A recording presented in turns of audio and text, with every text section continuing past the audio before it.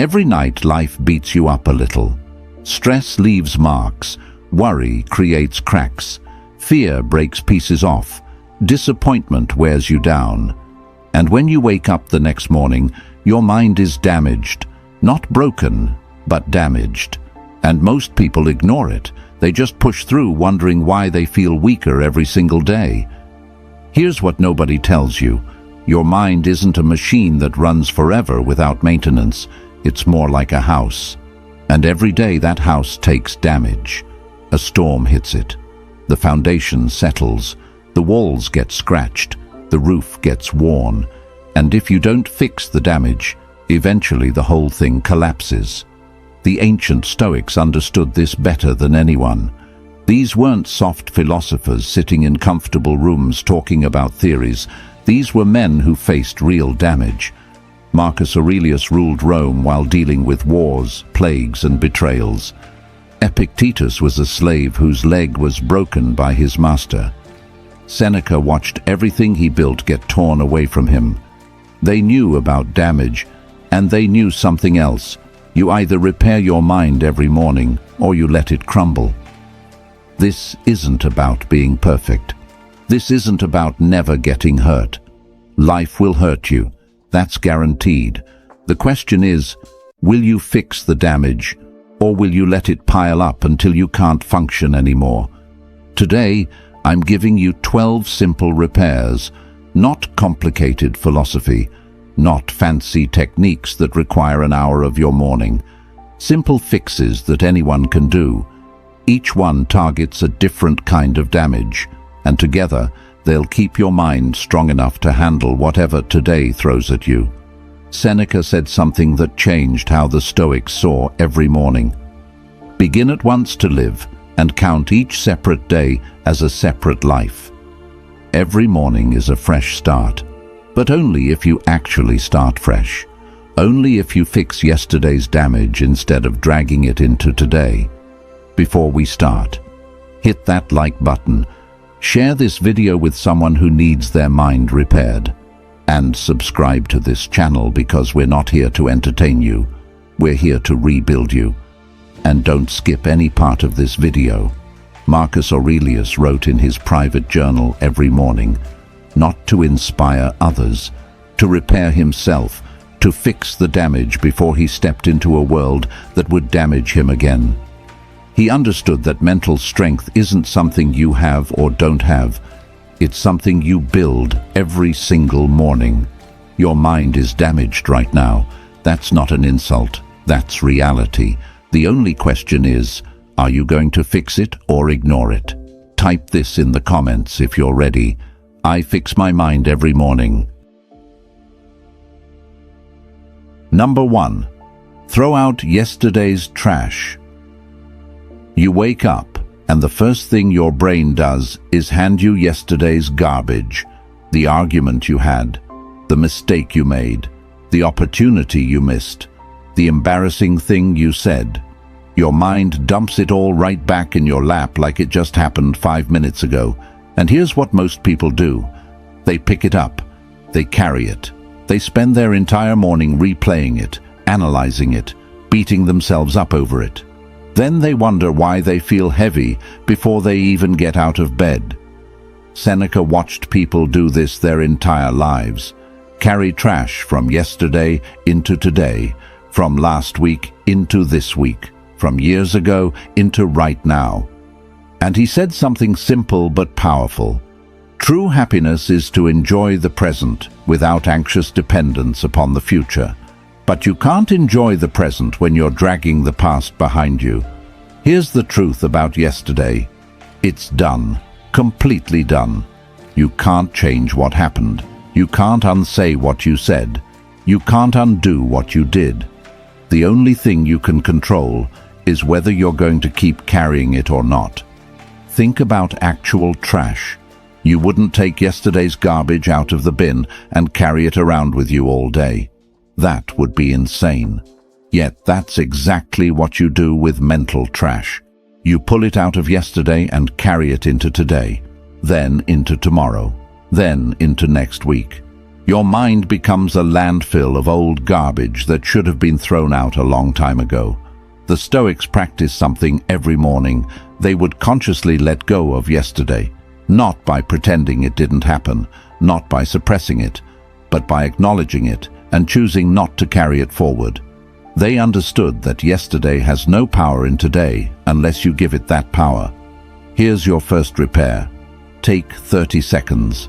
Right after you wake up, before you check your phone, before you start thinking about your day, ask yourself this question. What am I carrying from yesterday that I don't need to carry today? Maybe it's a conversation that went wrong. Maybe it's a mistake at work. Maybe it's something someone said to you. Whatever it is, name it. Then say out loud or in your head, "That's done. I'm not carrying it anymore." It sounds too simple to work. But here's what happens. When you consciously release something, you're telling your brain, "This no longer gets space in my head. I'm not giving it attention. I'm not feeding it energy. It's trash, and trash goes out." You can't fill your day with new good things if your mind is still full of old bad things. Empty the trash first, every single morning. If this hit you, drop this below. Yesterday is trash, today is fresh. Number 2. Check your foundation first. You wake up and immediately start piling things on. Tasks, responsibilities, commitments, goals, expectations. You stack them higher and higher without ever asking one simple question. Can I actually carry all of this today? Then by noon, you're overwhelmed. By evening, you're exhausted. And you think something's wrong with you. But nothing's wrong with you. You just tried to carry more than your foundation could support. Epictetus taught something that sounds obvious, but almost nobody does. First, say to yourself what you would be, then do what you have to do. In other words, know what you're actually capable of before you promise to do everything. Know your foundation before you start building on it. Think about construction. Before you build a house, you check the foundation. You test the ground. You make sure it can support the weight you're about to put on it. If you don't, the whole thing collapses. Your mind works exactly the same way. Some days your foundation is solid. You slept well. You feel good. Your mind is clear. You can handle more. Other days your foundation is weak. You're tired. You're stressed. You're already carrying damage from yesterday. You can't handle as much. And that's not weakness. That's reality. But here's what most people do. They ignore the foundation. They promise to do 10 things when they can realistically do 3. They say yes to everything when they should be saying no to most things. They overload a weak foundation and then feel like failures when it cracks. Marcus Aurelius ruled an empire, but even he had to check his foundation every morning. He'd write in his journal about what he could realistically handle that day, not what he wished he could handle, what he actually could. And on the days when his foundation was weak, he'd adjust. He'd carry less. He'd focus on what mattered most and let the rest wait. Here's your second repair. Every morning, before you look at your to-do list, before you check your emails, before you commit to anything, ask yourself honestly, what can I realistically handle today? Not what would make you look productive, not what would impress other people, not what you think you should be able to handle. What you can actually carry without collapsing. Maybe it's one big task. Maybe it's 3 small ones. Maybe today is a maintenance day where you just keep things from falling apart. That's okay. Better to do less well than to do everything badly and hate yourself by the end of the day. The Stoics weren't superhuman. They just knew their limits and respected them. They built only what their foundation could support. And when the foundation was weak, they didn't pretend it was strong. They adjusted. Check your foundation first. Then decide what to build on it, not the other way around. Number 3. Fix small problems before they get big. There's a small worry in the back of your mind. Nothing major, just a little thing. A conversation you need to have, a bill you need to pay, a decision you need to make. It's small, so you ignore it. You'll deal with it later. You'll handle it when you have time. You'll get to it eventually. Then days pass. That small worry grows. It gets louder. It starts taking up more space in your head. Now it's not just a small thing. It's a constant background noise, and you're still ignoring it. Until one day, it's not small anymore. It's massive. It's overwhelming. And now you're drowning in something that could have been fixed in 5 minutes if you'd dealt with it when it first appeared. Marcus Aurelius understood this better than anyone. He wrote, "Confine yourself to the present, not because the past and future don't matter, but because right now is where you have power. Right now is when problems are still small enough to fix." Think about a crack in a wall. When it first appears, it's tiny.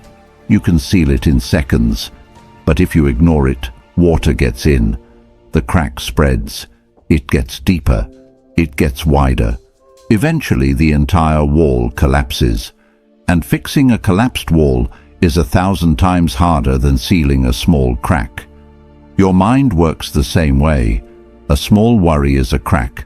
A small fear is a crack. A small doubt is a crack. And if you catch it early, it's easy to fix. But if you ignore it, it spreads. It grows. It becomes structural damage. Here's what most people do. They wait until problems are huge before they deal with them. They avoid the small, uncomfortable conversation until it becomes a massive conflict. They ignore the small financial issue until it becomes a crisis. They dismiss the small health concern until it becomes an emergency. And then they wonder why their life feels like it's always on fire. The Stoics didn't wait. When they noticed something wrong, they fixed it immediately. Not because they were brave, because they were smart. They knew that small problems fixed early stay small. Small problems ignored become big disasters. Here's your third repair. Every morning, identify one small problem. One thing that's starting to worry you. One thing you've been avoiding. One thing that's creating a crack in your mind. Then fix it today. Not this week. Today. Make the phone call you've been putting off. Send the text you've been avoiding. Pay the bill that's been sitting there. Have the conversation that's been making you anxious. Whatever it is, deal with it while it's still small. Don't wait for problems to get big. Big problems require big solutions. Small problems require small actions. And you have time for small actions right now. Number 4. Get rid of what's hurting you. There's something in your life that's slowly poisoning you. You know exactly what it is. Maybe it's a toxic person who drains your energy every time you talk to them. Maybe it's a bad habit that's destroying your health. Maybe it's a job that's killing your soul. Maybe it's a lie you keep telling yourself. You know what it is. And you're keeping it anyway. Why? Because removing it is uncomfortable. Because it's familiar. Because you're scared of what life looks like without it. So, you hold on to the thing that's hurting you and wonder why you feel worse every day. Seneca was one of the richest men in Rome. He had wealth, power, influence, but he knew something most people don't understand. Anything you can't let go of owns you. So, he practiced voluntary poverty. He'd give away his possessions. He'd live simply. Not because he hated wealth, but because he refused to be controlled by it. He removed what could poison him before it did. Think about poison in your body. If you swallow poison, you don't keep it inside and hope it gets better. You get it out immediately.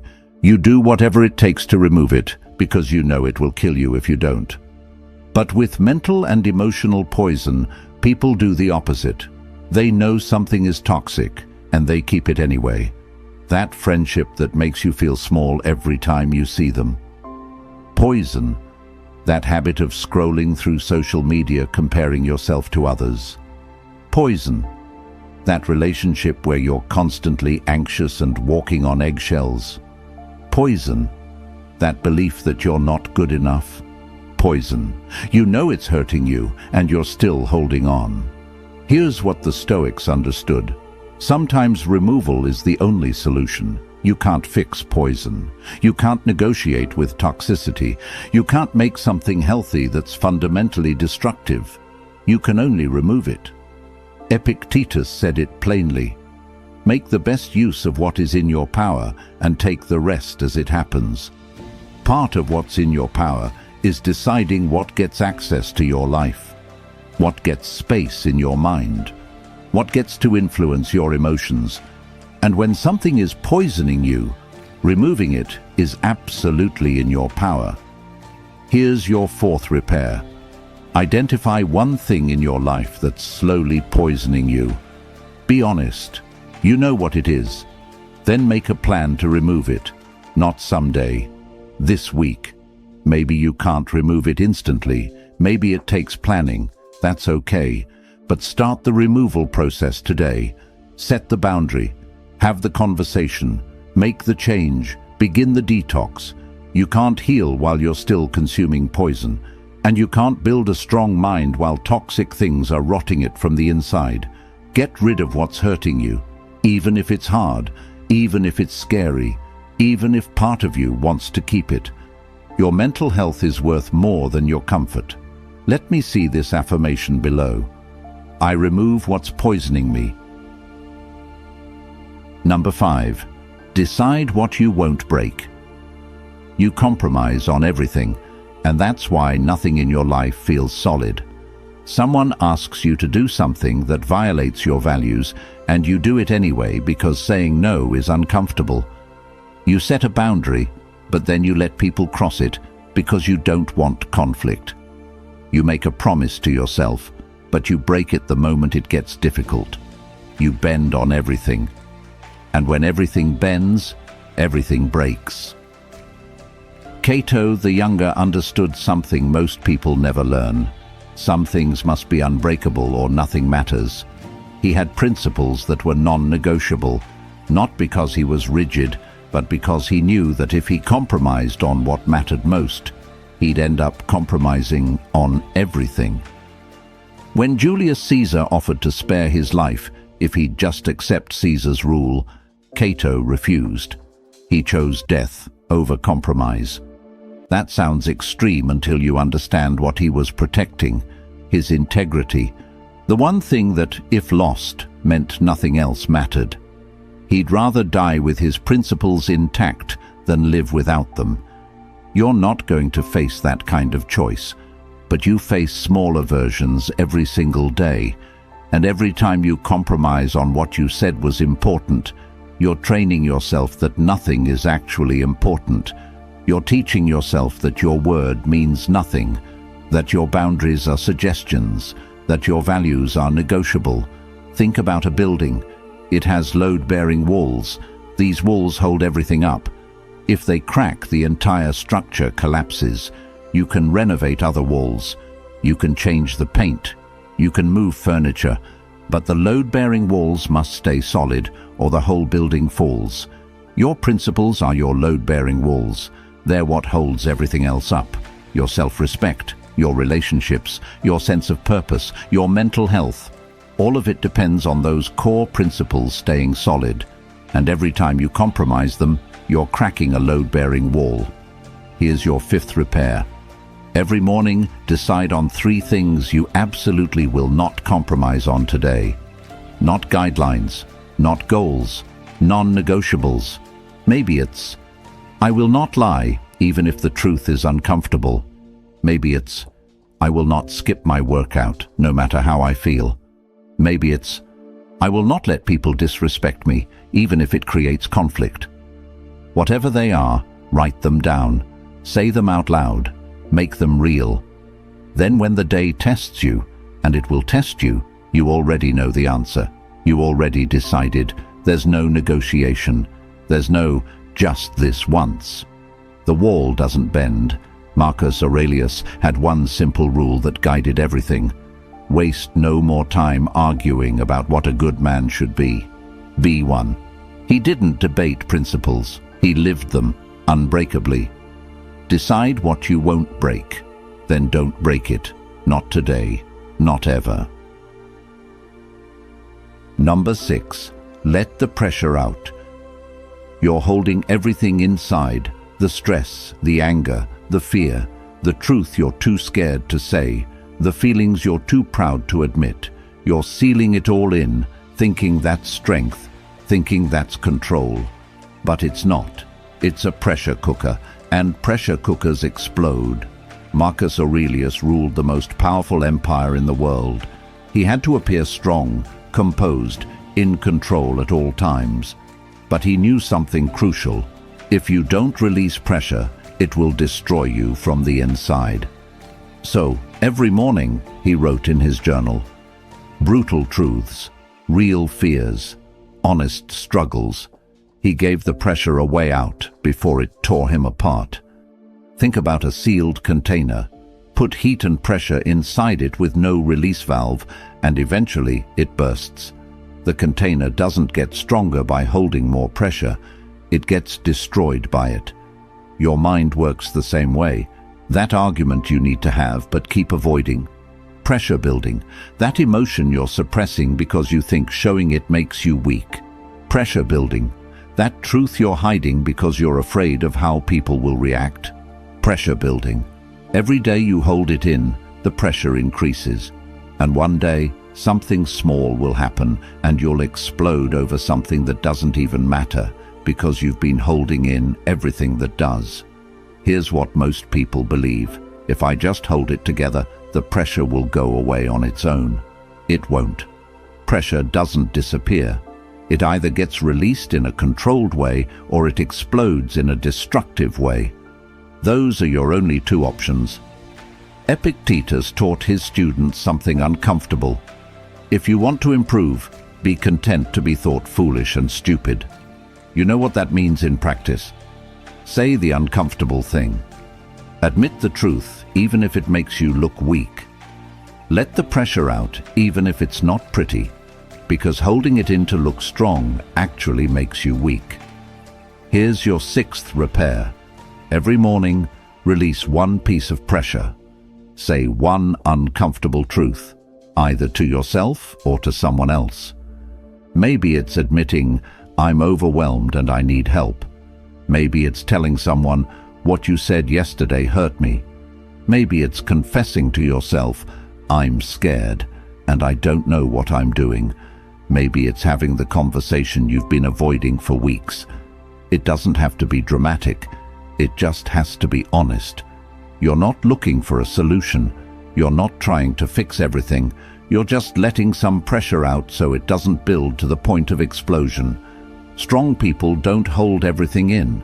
Strong people know when to release pressure before it destroys them. There's a massive difference between emotional control and emotional suppression. One keeps you stable, the other keeps you on the edge of collapse. Let the pressure out, not because you're weak, because you're smart enough to know what happens when you don't. Number 7. Have a backup plan. You're living like nothing will ever go wrong. And that's why when something does go wrong, you completely fall apart. You have one plan, one path, one expectation, and you're emotionally invested in everything working out exactly the way you want it to. Then reality shows up. The plan fails, the path closes, the expectation shatters, and you have nothing, no backup, no alternative, no idea what to do next. So, you panic. The Stoics practiced something every morning that most people think is negative, but is actually the smartest thing you can do. They imagined things going wrong, not to torture themselves, to prepare themselves. They called it premeditatio malorum, the premeditation of evils. And it gave them something most people never have, a backup plan before they needed one. Seneca would wake up and think, what if I lose my wealth today? What would I do? How would I respond? What if my friends betray me? What if my health fails? What if my plans collapse? He wasn't being pessimistic. He was being strategic, because when those things actually happened, and they did, he didn't fall apart. He already knew what to do. Think about a building with no emergency exits. Everything's fine until there's a fire. Then people die because there's no way out. Your life is the same. Everything feels fine until something goes wrong. And if you have no backup plan, no emergency exit, no alternative path, you're trapped. Here's what unprepared people do when things go wrong. They freeze, they panic, they make terrible decisions because they're operating in crisis mode with no plan. Meanwhile, prepared people stay calm, not because they're better people, because they already thought through this scenario. They already know their next move. Marcus Aurelius faced wars, plagues, betrayals, and constant crises. But he wrote something powerful. You have power over your mind, not outside events. Realize this, and you will find strength. Part of that power is preparing your mind for what could happen before it does. Here's your 7th repair. Every morning, think of one thing that could go wrong today. Just one. Then spend 30 seconds deciding what you'd do if it happened. What if the meeting goes badly? Already know how you'll respond. What if you don't get the answer you want? Already have plan B ready. What if someone says no? Already know what you'll do next.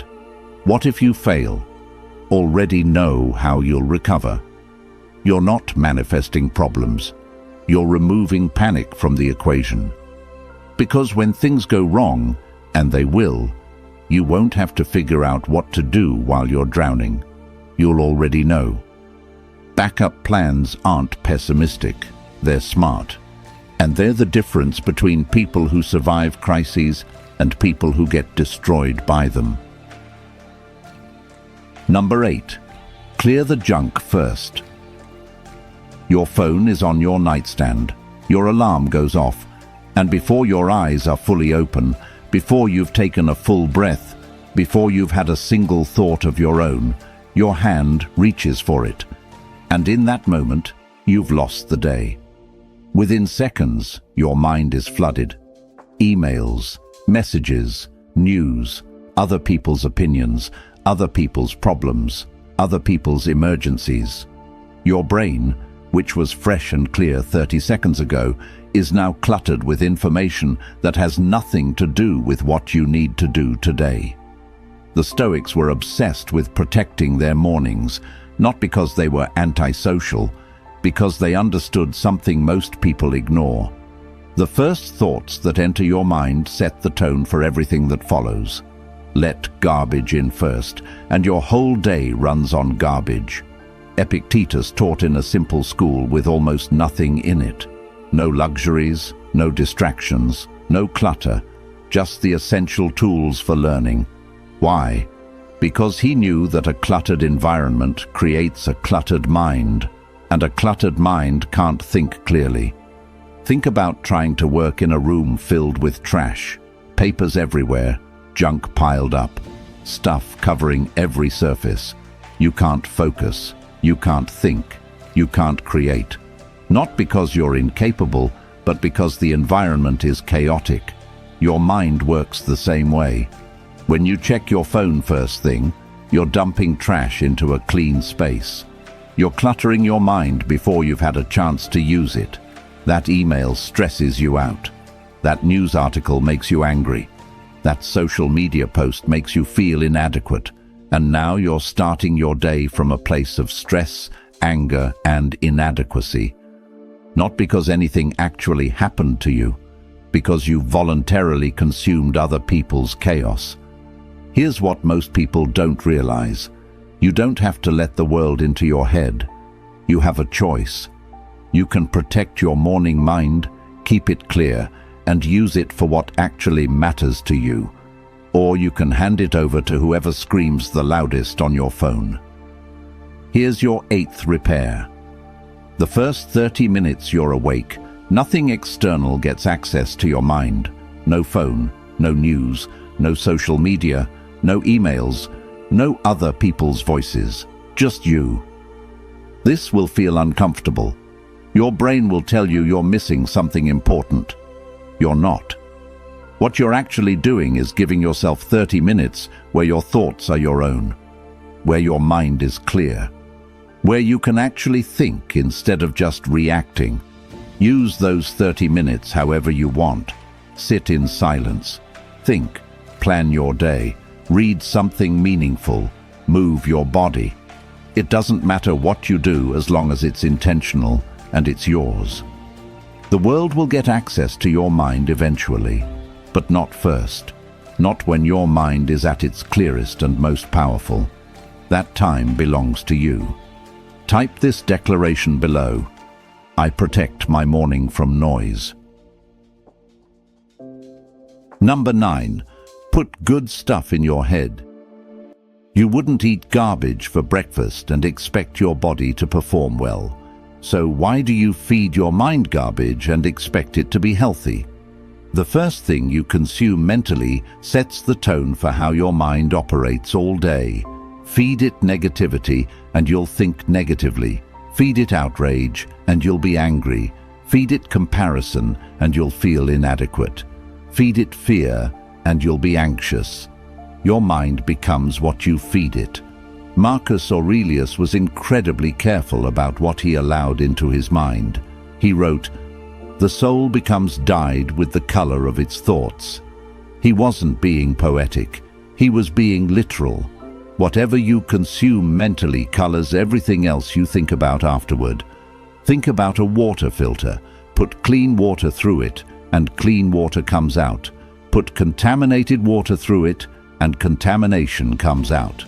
Your mind is the same. The quality of what goes in determines the quality of what comes out. Input affects output, always.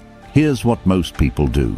They start their day with junk, scrolling through social media, seeing everyone else's highlight reel, reading news designed to make them afraid and angry, consuming content that's entertaining but empty. And then they wonder why they feel scattered, anxious, and unmotivated. It's not a mystery. Garbage in, garbage out. The Stoics didn't waste their mental energy on useless information. Seneca would read philosophy every morning. Marcus Aurelius would reflect on Stoic principles before dealing with the chaos of ruling Rome. Epictetus would focus on teachings that made him stronger, not weaker. They were strategic about what they allowed into their minds because they knew it mattered. Here's your 9th repair. The first thing you read, listen to, or watch each morning must be something that makes you better. Not just entertained, better.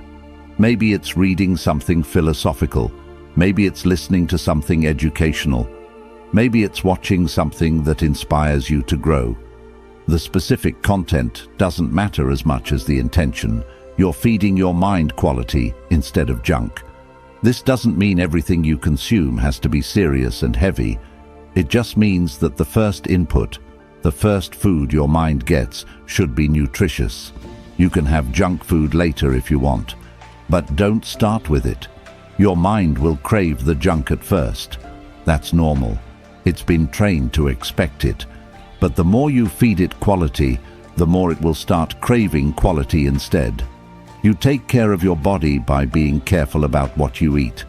Take care of your mind by being just as careful about what you consume mentally.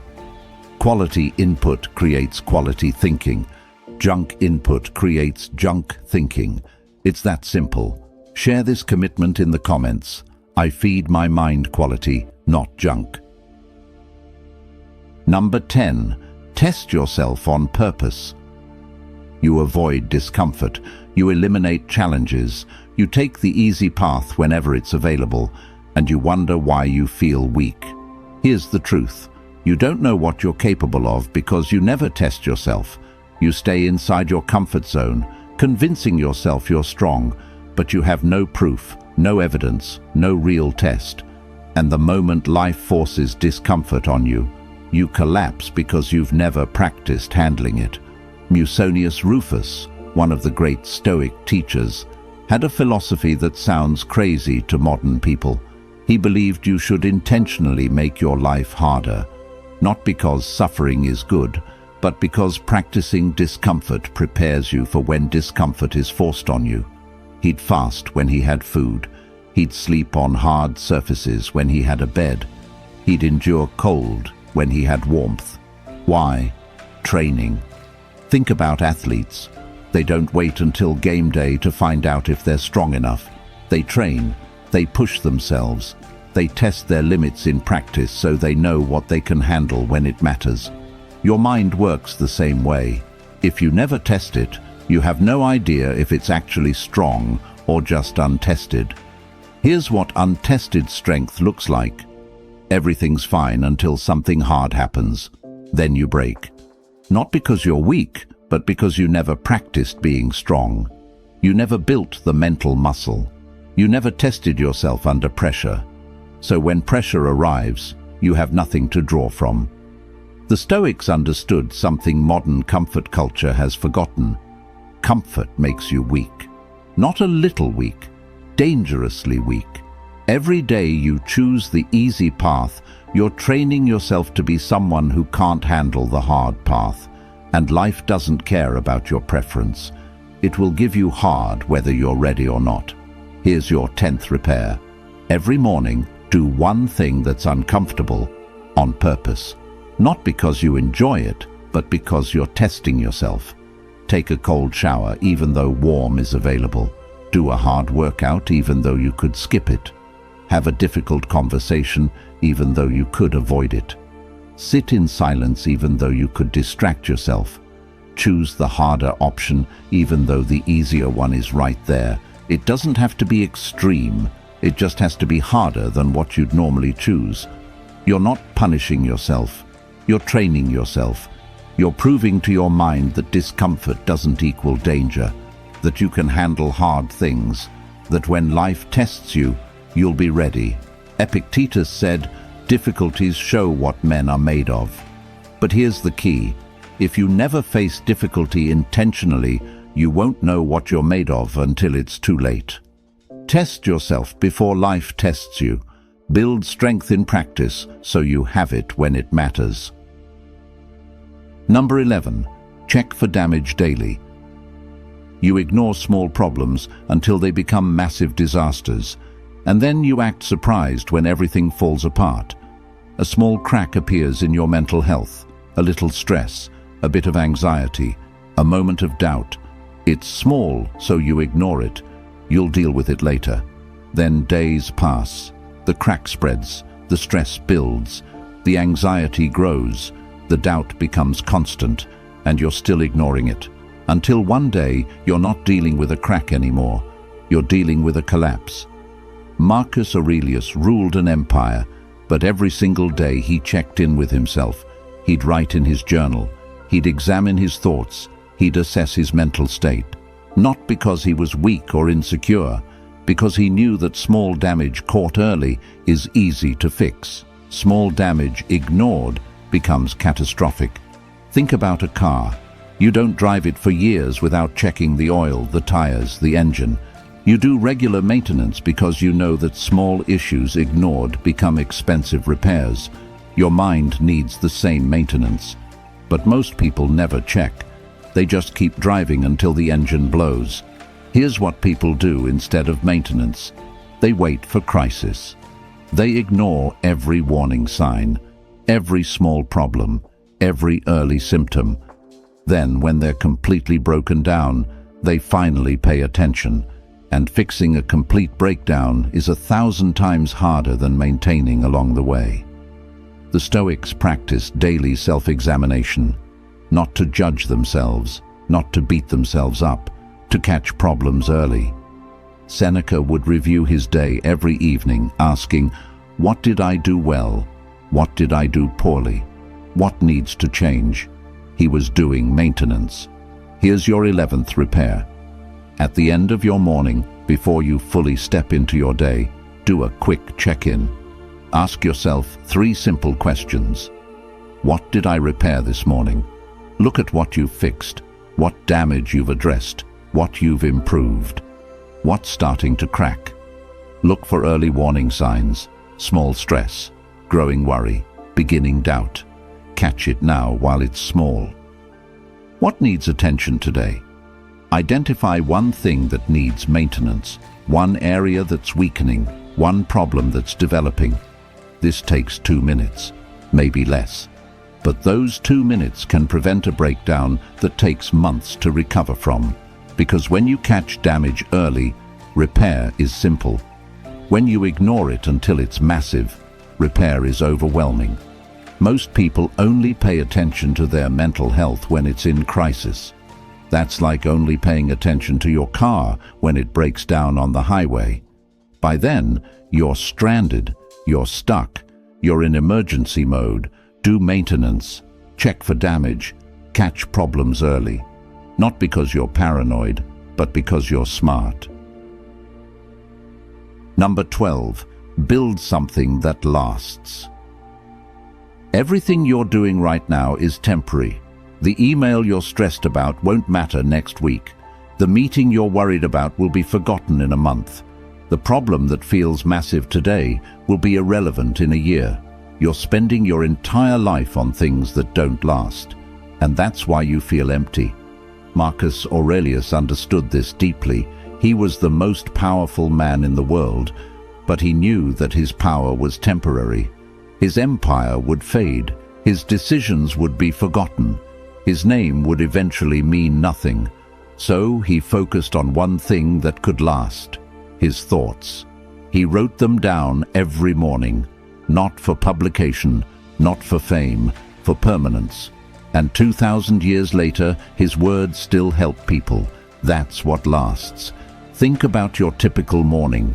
You wake up, you react to emails, you deal with other people's problems, you put out fires, you handle emergencies. And by the end of the day, what do you have? Nothing permanent, nothing that builds, nothing that lasts beyond today. You spent your energy, but you built nothing. Here's what the Stoics knew that most people forget. Temporary work feels empty because it is empty. You can work hard on temporary things your entire life and die with nothing to show for it. But permanent work, work that builds something lasting, gives your life weight, meaning, legacy. Seneca wrote letters that people still read today. Epictetus taught lessons that still guide people centuries later. Marcus wrote reflections that still strengthen minds 2 millennia afterward. They built things that outlasted their bodies, their empires, their era. That's what matters. You don't have to write philosophy. You don't have to create something famous. But you do have to create something that lasts longer than today. Something that builds. Something that matters beyond this morning's to-do list. Here's your 12th repair. Every morning, do one thing that creates something permanent. Not just consumption, not just reaction. Creation. Maybe you write something, even one paragraph, even a journal entry that helps you think clearly. Maybe you teach someone something valuable that they'll carry with them. Maybe you build a skill that compounds over time. Maybe you create something with your hands that will exist after today. Maybe you help someone in a way that changes their trajectory. It doesn't have to be grand. It just has to be permanent. Something that if you did it every morning for a year, would result in something real. Something built. Something lasting. Epictetus said, "Don't explain your philosophy, embody it. Your life is your philosophy. And if your life is spent entirely on temporary things, your philosophy